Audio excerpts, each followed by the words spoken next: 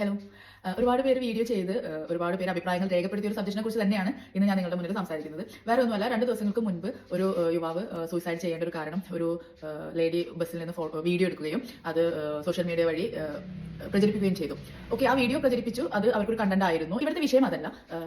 എനിക്ക് പറയാനുള്ളത് നമ്മൾ സ്ത്രീകളോടാണ്. നമുക്ക് വേണ്ട റൈറ്റ്സുകളാണ് നിങ്ങൾ ഈ മിസ്യൂസ് ചെയ്യുന്നത്.